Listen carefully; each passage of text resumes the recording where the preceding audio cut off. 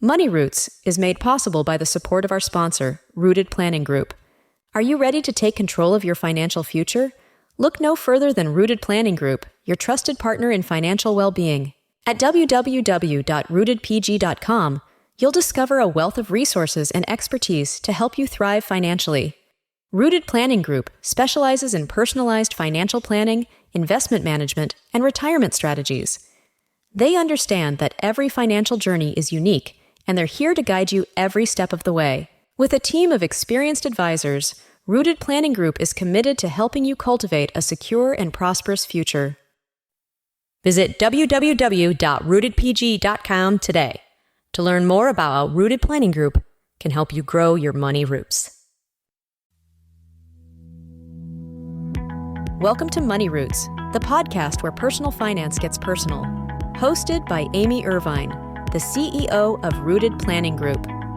Each week, Amy and her team dig deep into the world of finance, making it more approachable and understandable for everyone, no matter where you are on your financial journey. From savings and investments to budgeting and planning, Money Roots brings you practical advice, inspiring stories, and expert insights. They believe that everyone has the potential to grow a healthy financial future, and they're here to help you nurture it. So, whether you're a financial guru or just starting to plant the seeds of your financial knowledge, this is the place for you. Get ready to uncover the tools and strategies that can help you thrive financially. So, without further ado, let's dive into today's episode of Money Roots. Hello, listeners. Welcome to this episode of Money Roots. If you've been listening this month, you have heard my voice. I'm Kate Welker, one of the financial planners at Rooted Planning Group, and I am running the podcast a little bit through February. Amy will be joining me as well, and you'll hear from her, but I've been this month having some conversations around money and relationships, and today I am joined by Sheila Neeson. Sheila is a licensed clinical social worker, and she's joining me today to continue our discussion about this topic. Welcome, Sheila. I have been looking forward to this conversation since we started talking about it 2 or 3 weeks ago. I'll let you say hello and share a little bit more about yourself. Thanks so much. It's a pleasure to join. And I always love talking about relationships and money is a great topic. I'm a licensed clinical social worker and I work individually with folks in psychotherapy, teens through the adult lifespan on all kinds of different issues. And those can be relational, all kinds of different emotional issues, just plain old life. And money's in there too. So yeah, that's the work that I do here. Yeah, that's great. Absolutely. And I know you and I have had some conversations in the past about money and just kind of talking about some of the situations that you get into and realize that there's money intertwines with so many parts of our lives, complicated or not. So, well, and kind of speaking of complicated, I'll often say money's complicated. It's not at the roots, but so much we make it complicated.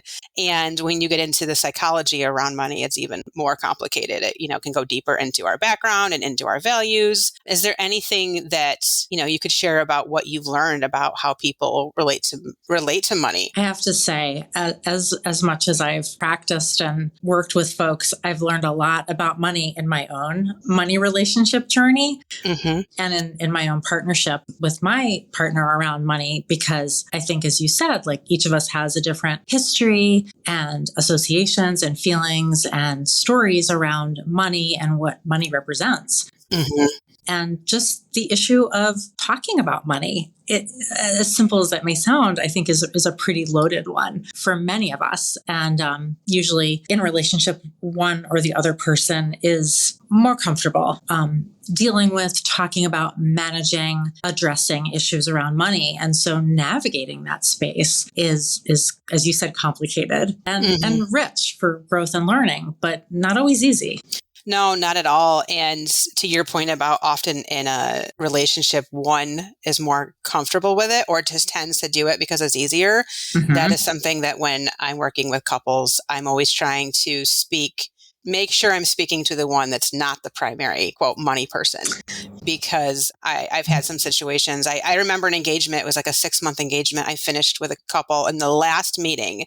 She said to me, and I'm not doing this to like brag about us, but she said to me, "You're the first person who's ever looked at me and talked to me in a conversation," which was really stunned me. But her partner was just very money savvy and kind of laid out like, this is what we're doing. What do you think? And she just kind of was along for the ride a little bit too. And they had some struggles themselves about where they were and what their goals were. It's dicey. I mean, like so many different parts of life, it's not easy and straightforward. But I think figuring out like what your anxieties are about money. I was the partner in the couple who brought more hesitancy and the lack of confidence, and certainly nervous feelings about just addressing the issue of money. Even some stuff that like just didn't seem hard for my partner. It was just like basic. He was really just grew up with a different frame around it and learned a lot of different skills. And I think when you don't have that, it can just be intimidating. And, you figure it out along the way and you get by, but not having a sense of agency around money can be such a roadblock for individuals in their relationships and in being able to even know, like, what are my opinions? How do I feel? And where do those come from, right? Being curious and digging deeper, and then being able to have compassion for yourself as you kind of learn. It's a process. Yeah, it really is a process. And you had mentioned kind of the way you were raised. I think so often it impacts like your childhood on the money conversations, the money situation. When you talk about kind of your hierarchy of needs and where you're comfortable, and this is, I'm sure, come out on, I think, even the last podcast I did, talking about finding out about my own personal, I'm kind of a security person. And my spouse is not so much, because that was not part of our backgrounds. Like we had very different backgrounds growing up. So are there things like that you can think about to be cognizant in your background, maybe that might cause some feelings, whether it's true or not, you just feel that way? Absolutely. You feel how you feel. I think there can be in couples, I think like somebody more money avoidant and somebody more like just with more of a sense of confidence and engagement with money. And I think thinking about like, what was your money story? What's your money story? Just each of us individually, like maybe you had enough and your partner also had enough, but the way the parents dealt with it, avoiding bills or being really on top of it and being planners and not fighting or worrying about electricity getting cut off, whatever, all kinds of different situations exist out there, and they unconsciously just play a part in building our feelings about what money means, For lots of people,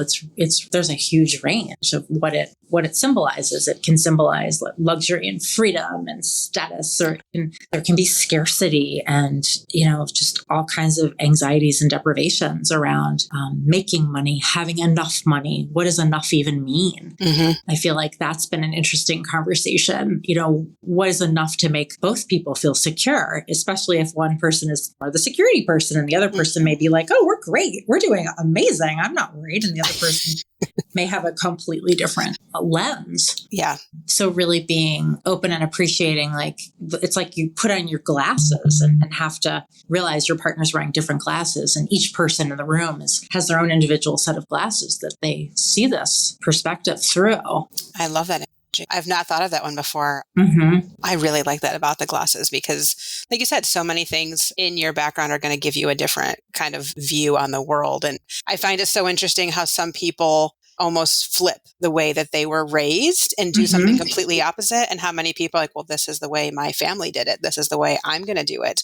Whether it's a positive or a negative type of feeling or connotation, they'll just carry that through. Well, that's interesting. I'll note also that I sometimes see the flip of that, which is, oh my gosh, I do not want to raise my kid with these kinds of habits or worries, so I'm going to go the opposite direction. Yeah. To overcorrect. Yeah. And even around money, like if you start out as being someone anxious and ambivalent about money, and you kind of grow into and learn more and feel more steady and empowered in having agency, you definitely can change your relationship with it. So talking about a little bit communication, and because relationships so much in communication, it impacted me. So I've been we'll quote, in a money related field for a number of years. We'll leave it there.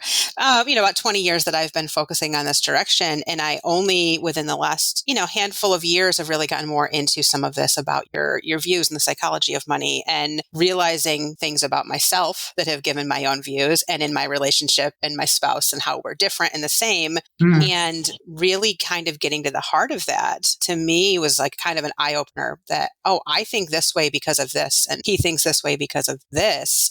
And that might be why if we have, points of contention or not around our money, kind of where it's coming from. So I've encouraged people to have conversations, but is there anything you'd recommend when you are trying to open up that communication with your spouse or partner and learn a little bit more about how you're different? Absolutely. Like so many things, you're coming from different realities or, just different personal experiences. And I think it's super important to talk about money early on and frequently, like money meetings or, money conversations. They, again, like to kind of point to the discrepancy, one person can really look forward to these meetings or conversations and the other person may just dread them. And I can remember early conversations when my husband and I put our money together, that I would come to these conversations and I would just start goofing around and giggling. And my husband would be like, "Are you nervous? Like, what is going on with you?" And I'd be like, "Oh my gosh, I'm so uncomfortable right now. Like, I don't know where we are, what's going on. And I feel, what am I bringing to the table?" Like there was just so much, just uncomfortable feelings there. And over time, we kept having these meetings and they grew. And I did my own work and research around getting more literate. And that was so helpful in having a sense of agency and empowerment and feeling like more able to like even know like the terminology, because like that's never been my personal interest and orientation, different for my spouse. And so even just the language, like how do you come together when you have different interests, languages, feelings about, experience with, not just dealing with the money you have, but thinking about planning. Even planning is even a thing. What? I mean, some people are just by the seat of their pants. And if you grow up more that way, not with planners as parents, you just don't necessarily get that model. And so you can really learn a lot from your partner. You have to be able to listen and hear each other and stay really calm and respectful. It can get heated. It can get uncomfortable. Yes, that we see that, as I'm sure you can imagine as well. And it's not generally an anger thing. It's just, it's a lot of emotions and learning to listen and take their view. And you do quite often see those strong, like anxiety can be one, fear. Sure. Sometimes a little bit of like a lack of confidence. Now it's coming out and I don't know this and how do I do it? And, I would say a plug for both of our types of services is finding someone to help you facilitate conversations. Amen. Can be very helpful. Yes. I think it's like, growing up, right? Money and sex were like the things you don't necessarily talk about. These are the things we need to be talking about with each other. And even just in our money as women, I think there's this piece about gender, I think in heteronormative relationships of like, oh, I grew up, my dad did all the bills, right? Or who did the bills, who worked? Some of these messages, these cultural mirrors, they inform our experiences without us even knowing it. We just absorb it because it's in the air like oxygen. So even just being able to talk about these things, and even with my friends, I think now we can talk more these days than when I was growing up about money and working and what does it mean? What does it mean? Yeah, no, I love that. And you're very right on kind of the gender side. And a lot of times when I'm dealing with someone that's maybe anxious about it or not confident, it's just because they didn't have these skills growing up. They weren't taught, they weren't in conversation. So it's really starting. And they have often felt like they've been looked down upon when they've asked questions. So they just kind of stop and then it delves in. And then they can bring that to a relationship and the same thing. I'm like, I don't want them to think I'm stupid. I don't understand this. That's not the case at all. But that's what I hear. Like, and I'll hear those exact words. I'm like, no, it's just you've never been given the tools to feel confident and then have those conversations and move into the next step. Yeah, I think that I see that and hear that too from my side of things. And I think, as you said a few minutes ago, finding someone from the financial side, from the emotional side, to kind of help each of us or couples, either individually or as a couple, kind of work through like, well, what's the barrier? What's the obstacle? What's the association? What's the sort of client identified problem in quotes or struggle? And how do we understand it and help make the conversation, make a space for the conversation? That's really the first order of business. So finding somebody comfortable to talk with and partner with. And there are skills and there's so much there are so many resources out there. I think finding a professional person versus reading stuff online and reading books, it's a different experience. But when it's accessible and possible to work with someone, I think is so impactful, so helpful. You had touched on something earlier that I actually was hoping we could delve into too. So I was glad to hear it. And that was, you made a comment about when someone is combining their money. And this can be a big step in a relationship. And I'll sometimes have couples come and they've had things separate. And I hear such different perspectives across the gamut of people that are like, it's just ours. It's just ours. And it's not like it was even a question, but then sometimes it's great. And sometimes there's issues with that. And then other times it's everything's separate and nothing's combined. And we will sometimes talk through some strategies. And I think quite often, again, these money stories play into those decisions. And I do think sometimes it's a bit of fear and it's scary to combine money with someone. You might trust them with everything else, but sometimes it's that money. So are there maybe things that you've seen or some ideas or ways to maybe some protection or levels of comfort? I've seen different things play out, as I'm sure you have too, around this. I think relationally, being able to understand, how did you all decide was it a decision? Like you said, was it even something that was a thought, or was it just like, just everything is shared, right? And for some couples, the idea of combining and sharing is so threatening. It kind of gets into feelings about dependency and trust, but also autonomy and freedom. And do I want to be surveilled? Do I want somebody seeing all my expenditures, or do I want to keep some to myself? And how does this impact decision making?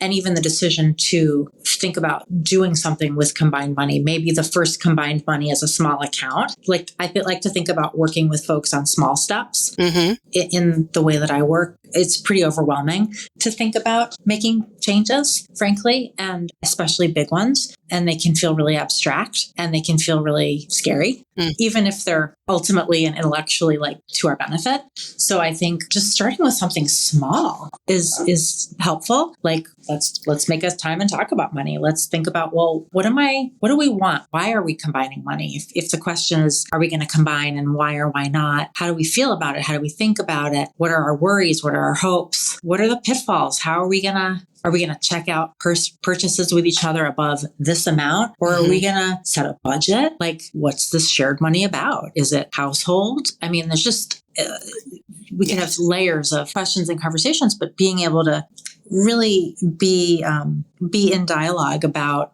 money and sharing or not sharing, just like you would any other part of your relationship, have to navigate and have good communication around. I think it's a subject that some couples really avoid.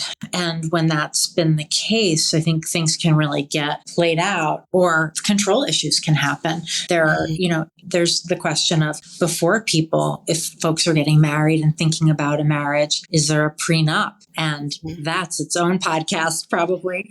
So talk about emotions. Right. But on the flip side, a safety, security, protection for someone that's very insecure in that regard. I would imagine so. And okay, so let's think about that as a spectrum. On the lower end, if prenup is the high end of that spectrum, a lower end might be, okay, let's combine money for these 10 or 20 items, bills, situations, but let's each keep some of our own money. Some people find that in their relationship that having some money that is their own, or separate, not necessarily hidden at all, but just separate, that there's a sense of like, well, this is just mine to do with whatever, not something I need to discuss. Like, it has to do with autonomy and how you're seeing your needs and how you're seeing your feelings and wants and needs. Yeah.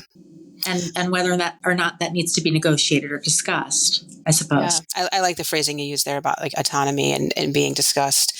Again, everyone's going to come to their own place, but sometimes we find that having that yours, mine, and ours. So those accounts that you're designating, these are my accounts that I don't have to ask those questions, because even in a healthy relationship, And I've had these conversations where, one spouse is like, I never care what they spend, but the, the other partner does. They constantly are feeling like they've got to answer for their spending, and it's a miscommunication and having communication. So I'm just thinking, if someone that is listening and maybe you find that you feel like maybe you've got a solid relationship, but sometimes money issues like that come up and you don't know why, I would just kind of encourage you to maybe take a step back and look at, why are you feeling that way? Or why is your partner potentially feeling that way? And it's something that you're doing or saying, creating an uncomfortable situation for them just because of something in their norms and values that create tension that might not be apparent on the surface, but it's there.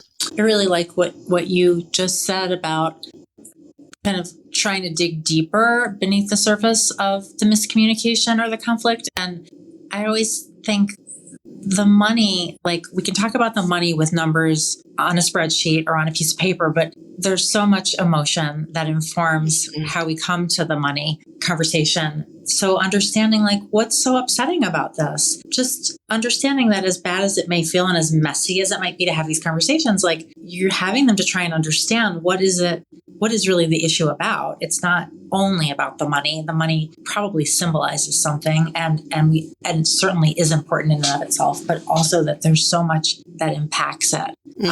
From a psychological standpoint, as you said, so much security and feeling taken care of, or worries about that, or trust, many, many different things we could feel, but it all plays out. I was just kind of thinking about some couples and conversations and again, even in my own life, and it can absolutely be scary. And this is, we're going beyond this as a podcast about money, but life as well. So where I'm dealing with money quite often in situations, you're dealing with all sorts of issues and relationships. And there is something about coming together with your partner. It's absolutely scary, especially if you're the insecure person, to bring up those points and questions. Yes. But to start having those conversations and to get on the same page is it's such a huge step. And then to know where you are together. I agree. And to know that like, just because it's scary doesn't mean it's dangerous or bad. It's scary, like vulnerable making, anxiety producing, but for the greater good, hopefully, ideally, of being able to understand one another more and come to figure out together what you want or what needs to happen. No, I do like that. And small steps, as you said, you may have a partner who is just totally oblivious to the fact that you have concerns or these feelings. So don't make the assumption that they know anything or why you're there. Never assume anything. Check it out. Check it out and give each other space if it gets too dicey. Take a break. It's okay to take a time out. And sometimes very important too. And then just say, okay, let's come back to this. When can we come back to this? One partner may say, I want to keep talking about this. We need to figure out what our vacation budget is. And the other partner may say, I'm saturated. I can't continue this conversation. And I think that can be okay, but just to hear each other, we still need to finish the conversation. And maybe it's you decide, I can't weigh in anymore, but you agree to that. Some sort of respectful way to manage each other's need to have that conversation. I like that. Be able to take a step away and come back to it. You don't have to focus on all of it today. I am going to take that tip to myself for client meetings as well. When I feel like the eyes are glazing over, I've gone too far. In my terminology, I'll take a step away. Well, thank you. I feel like we could just keep chatting about this because there are layers and layers and layers to get into. But I hopefully the takeaway has been to just listen and maybe a little introspection into yourself. And would you have any final comments, Sheila, you'd like to add, or any resources or things to consider if someone is struggling with money or anything else, just in communication? I think sometimes spending a little time with ourselves, each of us, like when we're at a point in a conversation, let's say we're talking about money, like just being curious and patient, having patience and compassion with our own, unique and individual experiences, and not letting our past feelings about ourselves kind of be what directs our story, and kind of just knowing we can grow and change and learn, and that it's a process. Just patience and compassion, I would say. Well, I like that. Well, thank you very much for your time. And we will put, if you've got a website or link, we'll also put some information in the show notes for you. So thank you for joining us today. If you would like to learn more about Rooted Planning Group, you can visit rootedpg.com. And as a listener, if you've enjoyed what you're listening to, please share it with your friends. Be sure to subscribe to Money Roots and leave us a review on Apple Podcasts or wherever you stream your podcasts. Thank you.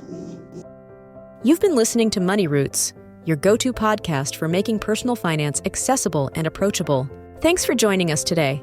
Amy and her team have enjoyed guiding you through the roots of your financial journey. Remember, whether you're planting new seeds of financial knowledge or nurturing the growth of your existing financial plans, Money Roots is here to support you every step of the way. Be sure to follow us on Facebook, Twitter, and LinkedIn, and visit our website at www.rootedpg.com/podcasts for more resources. And of course, subscribe to Money Roots wherever you get your podcasts so you never miss an episode. A big thank you to the sponsor, Rooted Planning Group, for making this show possible. At Rooted Planning Group, they're committed to helping you cultivate a thriving financial future. Until next time, keep growing your money roots.